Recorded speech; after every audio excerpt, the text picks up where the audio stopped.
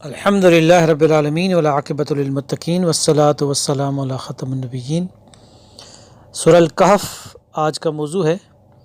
اس کی مختصر سمری پیش خدمت ہے۔ یہ رجب 5 نبوی میں کے شروع میں نازل ہوئی، جب مکۃ المکرمہ میں نبی اکرم صلی اللہ علیہ وآلہ وسلم پر ظلم و ستم کا آغاز، اہل ایمان پر ظلم و ستم کا آغاز کر دیا گیا تھا، اور نوجوان صحابہ کو اصحاب کہف کی طرح توحید کی آزمائش میں کامیابی حاصل کرنے کے لیے قریش کے ظالم سرداروں کے دباؤ میں نہ آنے کی تعلیم دی گئی، اور مسلمانوں کو حبشہ میں جا کر دعوت و تبلیغ کرنے اور ہجرت کرنے کی بھی ایک طرح سے ان کو ترغیب دی گئی۔ اس صورت کے فضائل کافی زیادہ ہیں۔ مثلا صحیح مسلم میں حضرت ابو درداء رضی اللہ تعالیٰ عنہ سے روایت ہے کہ رسول اللہ صلی اللہ علیہ وآلہ وسلم نے ارشاد فرمایا، جو شخص سورۃ الکہف کی پہلی 10 آیات محفوظ رکھے گا وہ دجال کے فتنے سے محفوظ رہے گا۔ اسی طرح ابو داؤد کی ایک روایت ہے کہ تم میں سے جو شخص دجال کو پائے وہ سورہ الکہف کی ابتدائی 10 آیات پڑھے، اس لیے کہ یہ دجال کے فتنے سے پناہ دینے والی سورہ ہے۔ اسی طریقے سے سنن البیہقی کی روایت ہے، اور اس کے راوی حضرت ابو سعید الخدری رضی اللہ تعالیٰ عنہ ہیں، جس میں آپ نے فرمایا کہ جو شخص جمعہ کے دن سورۃ الکہف پڑھے اس کے لیے 2 جمعوں کے درمیان تک روشنی باقی رہتی ہے، یعنی سورۃ الکہف کا نور 1 ہفتے تک اس کے دل و دماغ پر رہے گا، اور وہ دنیا کی زینت کے فتنوں سے محفوظ رہے گا۔ 110 آیات کے پر مشتمل یہ ایک طویل مکی صورت ہے، اور اس میں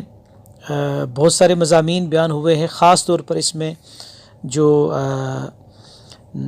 آزمائش ہے دنیا کی، اس کے 4 یا 5 پہلو ان کو بیان کیا گیا ہے مختلف واقعات کی شکل میں، اور یہ کہا گیا ہے کہ اِنَّا جَعَلْنَا مَا عَلَى الْأَرْضِ زِينَةً لَهَا لِنَبْلُوَهُمْ أَيُّهُمْ أَحْسَنُ عَمَلًا۔ یہ اس کی آیت نمبر 7 ہے کہ زمین کے اوپر جو کچھ ہم نے بنایا ہے وہ اس کی زیب و زینت ہے، یعنی اس کے اوپر یہ پہلے کسی زمانے میں ایگریکلچر کا دورہ ہوتا تھا، تو اس وقت کھیتی باڑی اور مال مویشی یہ زیب و زینت زیادہ ہوتے تھے۔ آج کل انڈسٹریل دور ہے، تو فیکٹریاں اور بڑے بڑے سرمایہ داری کے پروجیکٹس اور بڑے بڑے بزنسز اور کاروبار، اور پھر اس کے اوپر بڑے بڑے مکانات اور گھر اور بڑی بڑی بلڈنگیں کھڑا کرنا، تو یہ دراصل یہ اس کی زیب و زینت ہے،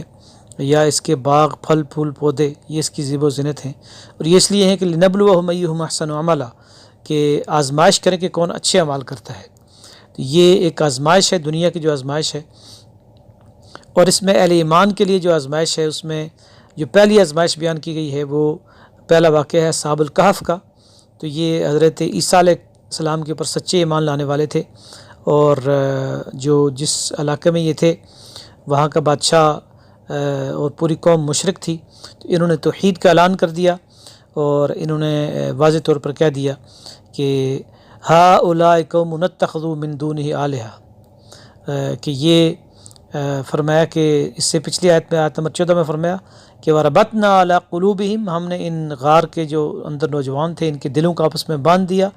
اذ قاموا فقالوا ربنا رب السماوات والارض لن ندعو من دونه الها لقد قلنا اذا شططا، کہ ہمارا رب آسمانوں اور زمین کا رب ہے،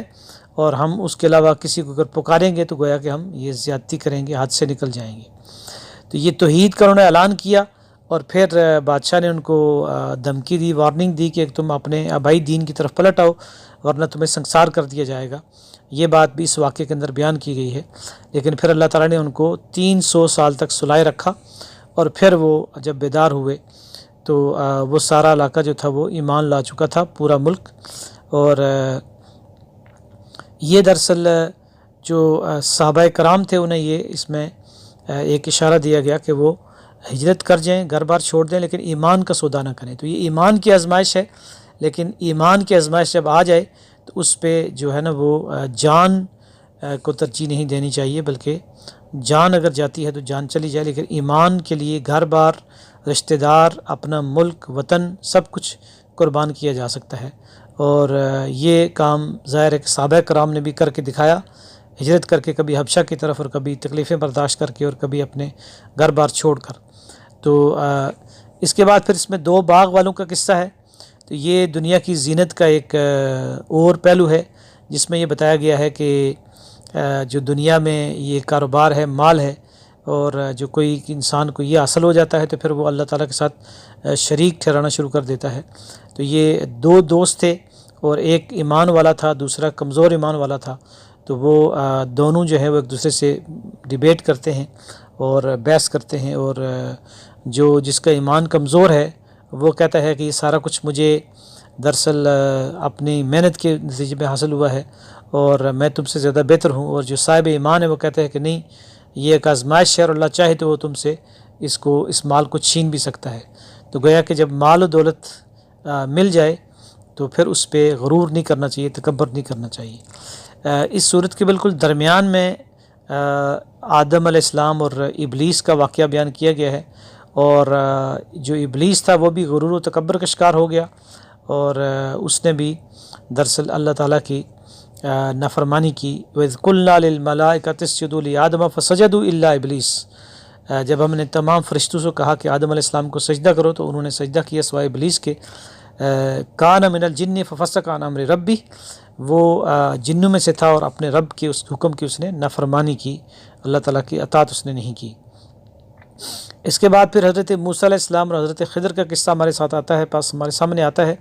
اس صورت میں، اور یہ دراصل علم یا نالج کی آزمائش ہے کہ نالج موسیٰ علیہ السلام کے پاس تھا، اور حدیث میں آتا ہے کہ انہوں نے کھڑے ہو کر کہا کہ میں اپنی قوم میں سب سے زیادہ نالجبل ہوں، لیکن اللہ تعالیٰ نے کہا کہ نہیں، آپ سے بھی زیادہ علم والا میرا ایک بندہ ہے۔ تو موسیٰ علیہ السلام کی علم کی تلاش اتنی سچی تھی اور اتنی زیادہ تھی، وہ اتنے اس میں شدت تھی کہ انہوں نے پھر کہا کہ میں سفر کر کے جاؤں گا اور اس سے سیکھوں گا، اور پھر اس کے ساتھ آپ رہے، اور 3 واقعات وہاں ہوئے۔ اس جو اللہ تعالیٰ کا بندہ تھا اس نے ایک کشتی کو توڑ دیا اور ایک بچے کو قتل کر دیا اور ایک دیوار کو بنا دیا۔ تو پھر اس کی وضاحت آگے کی گئی کہ یہ اللہ تعالیٰ کی حکمتیں ہیں اس دنیا میں، کشتیاں ٹوٹتی رہتی ہیں، ایکسیڈنٹ ہوتے ہیں، حادثے ہوتے ہیں، لوگ مرتے ہیں،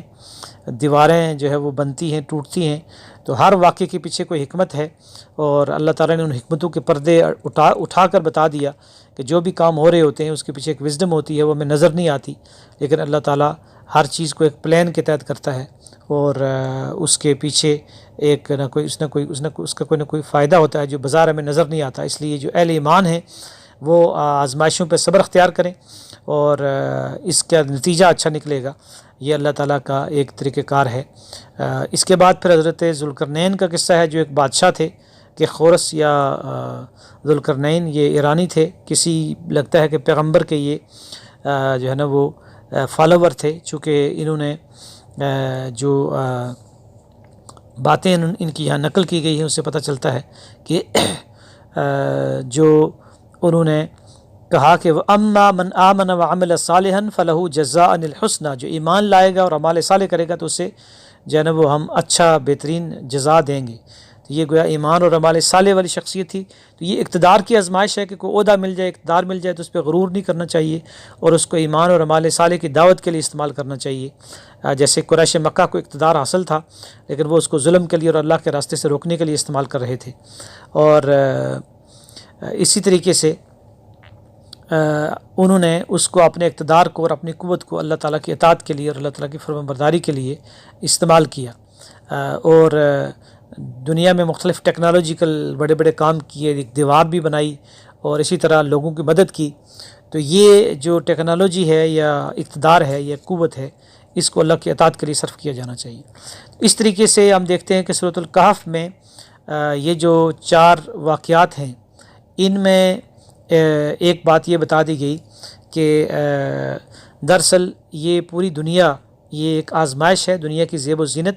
اور اس دنیا میں اہل ایمان کے لیے مختلف طرح کی آزمائشیں آئیں گی۔ کہیں ان کو جان کی فکر پڑے گی، وَلَنَبْلُوَنَّكُمْ بِشَيْءٍ مِّنَ الْخَوْفِ وَالْجُوعِ وَنَقْصٍ مِّنَ الْأَمْوَالِ وَالْأَنفُسِ وَالثَّمَرَاتِ، اور کہیں بھوک کی، کہیں جیسے اصحاب کہف کے اوپر تھی،